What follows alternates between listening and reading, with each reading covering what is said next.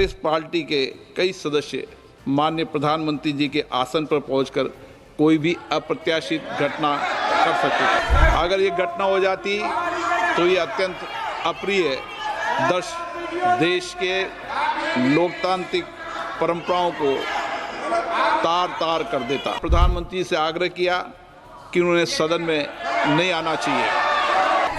सदन के नेता ने उपस्थित न रहकर मेरे आग्रह को मानकर सदन को अप्रिय दृश्य से बचाया। आप पोस्टर पंपलेट लेकर आएंगे तो सदन नहीं चलेगा, आज भी नहीं चलेगा, कल भी नहीं चलेगा। माननीय सदस्यगण, मुझे बड़े दुख के साथ सभा को सूचित करना है कि कल इस सम्मानीय सदन के कुछ सदस्यों ने लोकसभा चेंबर में जिस प्रकार का व्यवहार किया, ऐसे दृश्यों का सृजन किया, वो लोकसभा की शुरुआत से लेकर आज तक कभी नहीं हुई। हमारे संसदीय प्रणाली में सदन के सभापति का गरिमा में स्थान हमारे संविधान में ही सर्जित किया है। आज तक इतिहास रहा है कि राजनीतिक मतभेदों को कभी भी सदन के कार्यालय तक नहीं लाया गया। प्रतिपक्ष के सदस्यों ने जो व्यवहार अध्यक्ष के कार्यालय में किया, वो हमारी संसदीय परंपराओं के लिए न उचित था, और तो मैं कहूँगा कि वह एक ब्लैक स्पॉट की तरह था।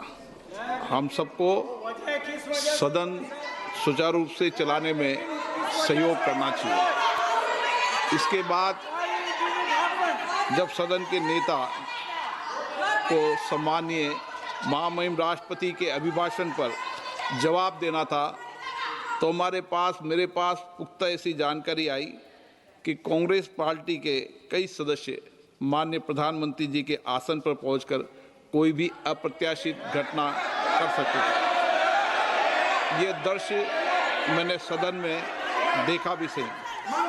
अगर ये घटना हो जाती तो ये अत्यंत अप्रिय देश के लोकतांत्रिक परंपराओं को तार तार कर देता।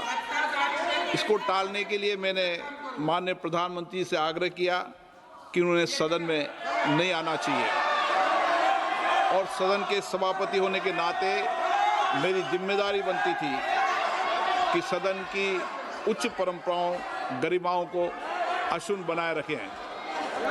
सदन के नेता सदन में न बोले, ये सभा के लिए किसी प्रकार के लिए उचित नहीं है। सदन के नेता ने उपस्थित न रहकर मेरे आग्रह को मानकर सदन को अप्रिय दृश्य से बचाया। मैं माननीय प्रधानमंत्री जी को इसके लिए आभार व्यक्त करता हूं कि उन्होंने मेरे सुझाव को माना। आप पोस्टर पंपलेट लेकर आएंगे तो सदन नहीं चलेगा, आज भी नहीं चलेगा, कल भी नहीं चलेगा। सदन की परंपराओं, गरिमा, सभागृह की गरिमा परंपरा को रखो।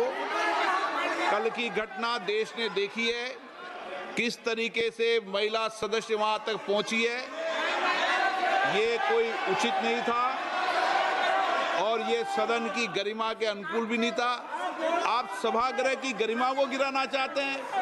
आप अपनी तरफ रहें, उनकी तरफ रहें। भाषण शब्दों से आप आरोप प्रत्यारोप लगा सकते हैं, शब्दों से कोई भी बात भी कह सकते हैं, लेकिन आप इधर आसन में आकर जिस तरीके की घटना कर रहे हैं, ये उचित नहीं है। सदन की कार्रवाई क्या कहूंगा, दुख के साथ यही कहूंगा कि एक अबोध बालक के जिद के कारण सदन को बंधक बना लिया गया, और सदन को शायद संसदीय इतिहास में ये अबोध बालक भी काले अक्षर से इनका नाम लिखा जाएगा। विपक्ष इतना अमर्यादित होके आप अपनी बातों को रखिए, कतई इसका कोई एतराज नहीं है, पर मर्यादा में रहकर रखिए।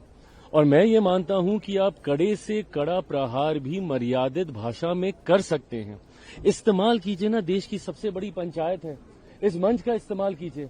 बोलिए अपने नेताओं को, अपने सांसदों को कि बड़ी से बड़ी, कड़वी से कड़वी बात रखें, पर मर्यादित होकर रखें। आप मुझे बताइए ये कैसी परंपरा की शुरुआत कर रहे हैं ये लोग, जहां टेबल पे चढ़ जाते हैं, सेक्रेटरी जनरल के टेबल के ऊपर खड़े हुए हैं, चेयर के ऊपर कागज फाड़ के फेंक रहे हैं। जो पहली बार के सांसद हैं, कैसी परंपरा नेता प्रतिपक्ष उनको देकर जाना चाह रहे हैं। अभी 2 दिन पहले एनडीए संसदीय दल की बैठक में प्रधानमंत्री जी आचरण सिखा रहे हैं, सारे यंग मेंबर पार्लियामेंट्स को, जो फर्स्ट टाइमर्स हैं, उनको बता रहे हैं कि कैसे आपको आचरण करना। और वो क्या देख रहे हैं, मेरी पार्टी में 3 फर्स्ट टाइम मेंबर पार्लियामेंट्स हैं, वो अगर ये सारी चीजें आज देखेंगे, वो भविष्य में वो लोग क्या सीखेंगे, क्या असर पड़ेगा। परंपराएं, नियम, कानून क्या कुछ मायने नहीं रखते। आप बोलिए ना, आप अपनी बातों को रखिए, पर जब आप बोलेंगे तभी तो देश सुनेगा, तभी तो जनता तक भी आपकी बात जाएगी। और मुझे तो अफसोस इस बात का है कि एक व्यक्ति के अहंकार में, नेता प्रतिपक्ष के अहंकार में पूरा विपक्ष वॉश आउट हो रहा है। बंगाल में चुनाव है, क्या टीएमसी को इस मंच का इस्तेमाल नहीं करना चाहिए था? ममता बनर्जी जी सुप्रीम कोर्ट तक चली जा रही हैं अपनी बात रखने के लिए। और यहां जहां देश की सबसे बड़ी पंचायत है, जहां से आप एक शब्द बोलेंगे वो एम्पलीफाई होकर पूरे देश, दुनिया तक वो जाएगा। क्या टीएमसी के नेताओं को इस मंच का इस्तेमाल नहीं करना चाहिए था? सपा को इस मंच का इस्तेमाल नहीं करना चाहिए था? बट एक व्यक्ति के अहंकार में, अहंकार भी नहीं, उनकी जिद में, वो जो एक बच्चों की जिद होती है ना कि मैं बोलूंगा तो यही बोलूंगा, रूलिंग आ जाए, नियम बन जाए, कानून बन जाए, उसमें पूरा विपक्ष बहता जा रहा है। मुझे लगता है विपक्ष को भी समझने की जरूरत है कि जिनको उन्होंने नेता प्रतिपक्ष बनाया हुआ है, उनके पीछे खड़े होने से क्या उनको लाभ मिल रहा है कि उल्टा उनका नुकसान हो रहा है। ये बिल्कुल संसद के मर्यादा का उल्लंघन है। एक तरफ हमारे देश के यशस्वी प्रधानमंत्री आदरणीय नरेंद्र मोदी जी महिला का सम्मान करते हैं, महिला को राष्ट्र की धुरी बता रहे हैं और उनके विकास के लिए अनेकों कार्य कर रहे हैं, लेकिन विपक्ष महिला को आगे करके आदरणीय प्रधानमंत्री जी के चेयर को घेरना, उनको अपमानित करना, ये बहुत ही दुर्भाग्यपूर्ण रहा संसद के लिए। मैं इसकी कड़ी भर्त्सना करती हूँ, कड़ी निंदा करती हूँ कि जिस तरह से विपक्ष खुद को नहीं मजबूत पा रहे हैं तो महिलाओं का वो सहारा ले रहे हैं, ये और आदरणीय प्रधानमंत्री जी को अपमानित करने का काम कर रहे हैं, तो ये देश का अपमान कर रहे हैं, देश की लोकतंत्र का अपमान कर रहे हैं, संसद का अपमान कर रहे हैं। इसे देश और दुनिया की लोग देख रही है और विपक्ष को करारा जवाब मिला भी है और आगे भी मिलेगा। विपक्ष आप देख रहे हैं भारत 47 न्यूज।